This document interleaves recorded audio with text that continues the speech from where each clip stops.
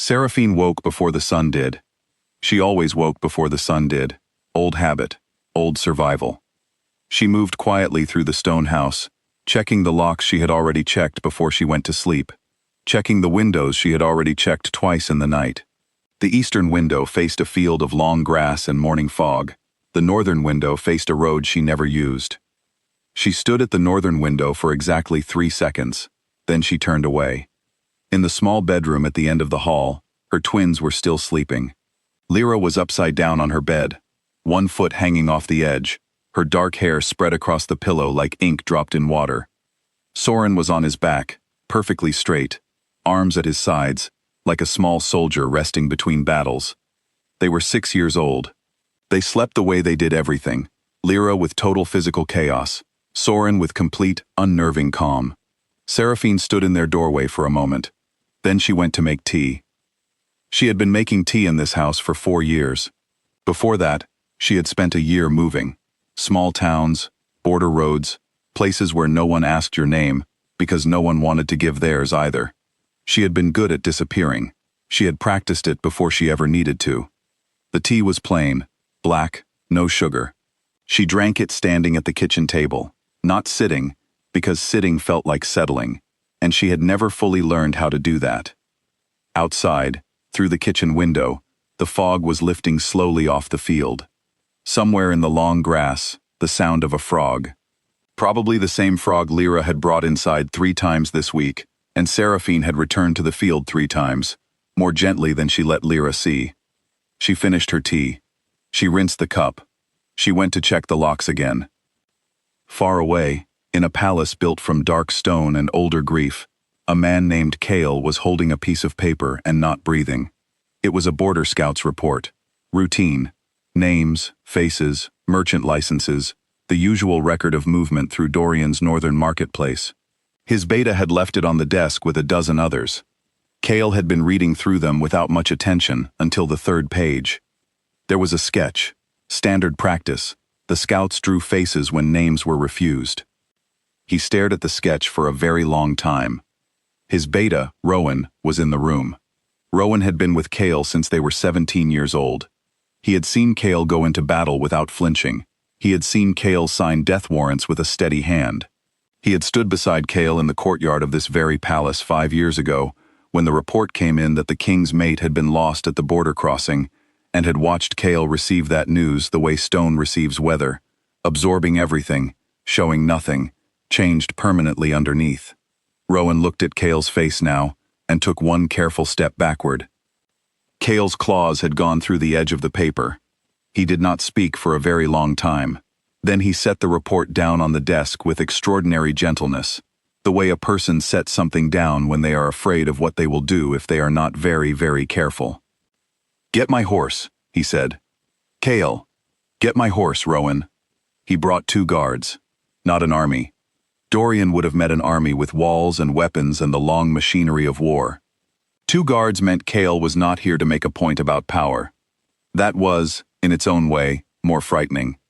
Dorian received him in the outer hall. He was a large man, broad-shouldered, with the particular stillness of someone who had learned that patience was the sharpest tool available. He had been king of the northern lands for 8 years. He had dealt with difficult men before. He had not dealt with this specific difficulty before. "You have no claim here," Dorian said, not unkindly, the way a person states a weather fact. "I know," Kale said. A silence. "I want to see her." Dorian looked at him for a long moment. "She may not want to see you." Kale said nothing. He had known that before he rode 3 days through difficult country. He had come anyway. Dorian read something in his face. Not aggression, not the particular dangerous energy of an alpha king arriving at another king's door. Something older and quieter, and harder to argue with. Dorian sent a servant to the east wing. He offered Kale water.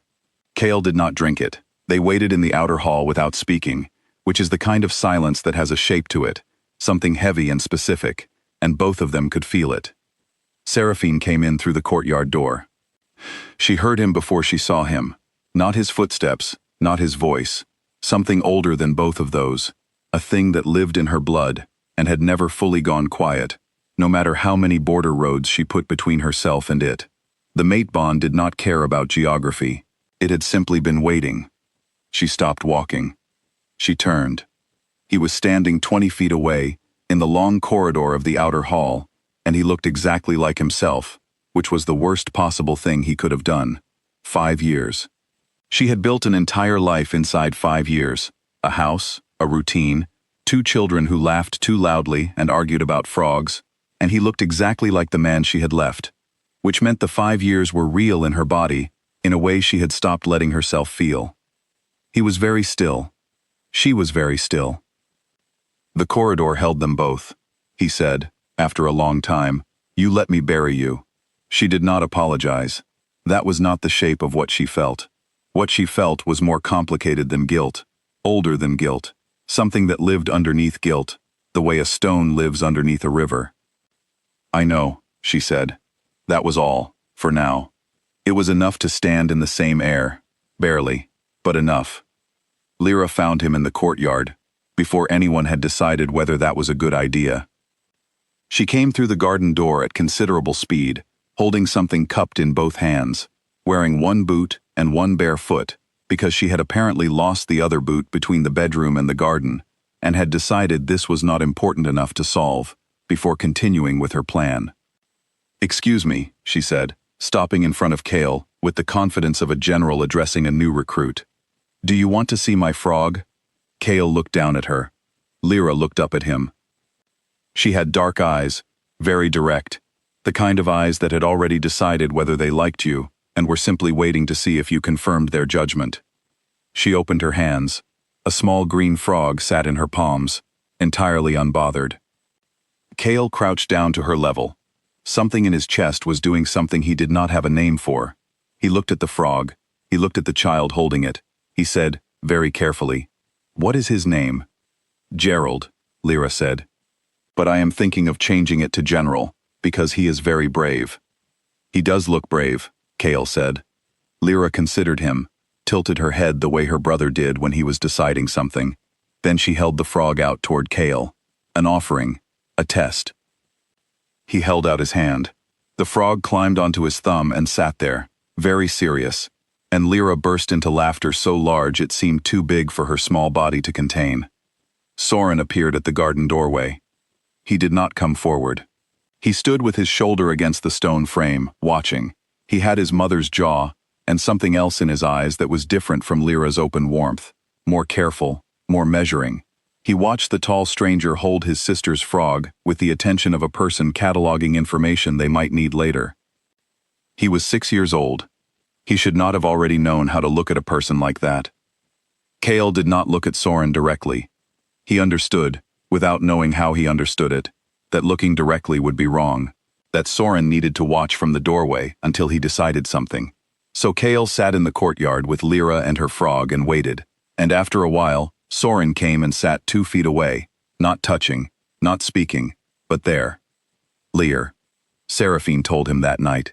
Not all of it, not the years of it, not the weight of it, just the core of it, the hard true center that the rest had grown around. They sat in the outer garden because neither of them could be indoors together without it feeling like pressure. "You made every decision," she said, "where I went, who I met, what I wore at the formal events, what I was allowed to say in rooms where my opinion would have mattered. You called it protection." She paused. "I called it disappearing, from the inside." Cale was quiet. He had arrived prepared to be angry. He was angry. The anger was still there, underneath everything. The 5 years of it, the monument in the courtyard of his palace, the flowers his soldiers still left, at something that did not hold her body.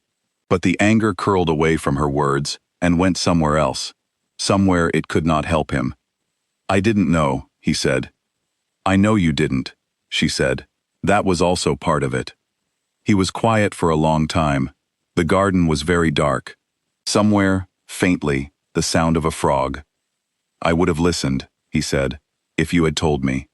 She looked at him, and her look was not unkind. "Cale," she said gently, "I tried." That landed somewhere it could not be argued with. He did not try to argue with it. He spoke with Dorian on the second morning, just the two of them, no guards, in a small room off the east corridor that Dorian used for conversations he did not want records of.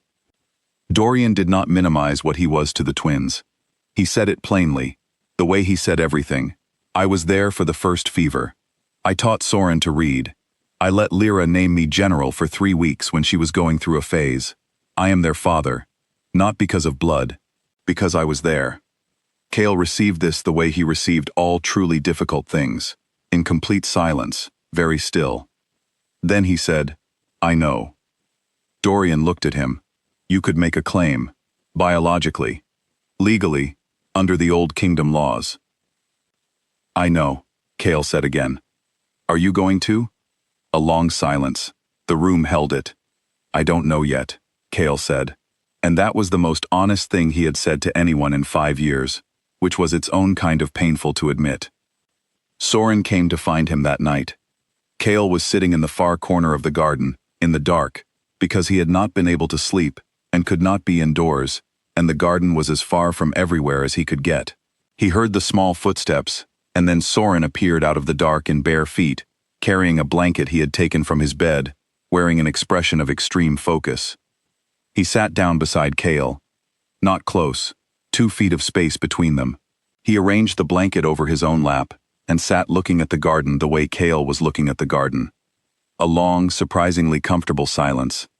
Then, without looking at him, Soren said, Are you going to take us away? Chaol could not move for a moment.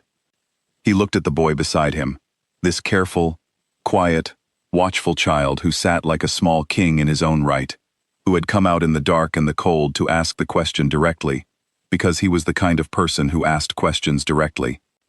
He had never been a liar. He said, No. Soren was quiet. Then, Do you promise? Yes, Chaol said. I promise. Soren nodded once, as though receiving a report he had already suspected was true, but needed confirmed. He sat for a little while longer. Then he stood, tucked the blanket under his arm, and walked back to the house. Chaol sat in the garden until the sun came up. He had meant the promise. He was certain of that. He was also certain that it had cost him something large and necessary, something he had been holding for 5 years, and that putting it down felt like loss and relief in equal measure, and that he did not know what to do with that except sit with it until the sky changed. On the 3rd day, the 3 of them sat at a table and worked out the practical shape of what this was going to be. Papers were drawn up, terms were agreed to. The twins would remain with Seraphine and Dorian. Chaol would have agreed times, letters, and a formal acknowledgement of relation. It was more than he had arrived expecting. It was less than the word his blood kept using. Seraphine kept recapping her pen without signing. Chaol noticed. He did not say anything.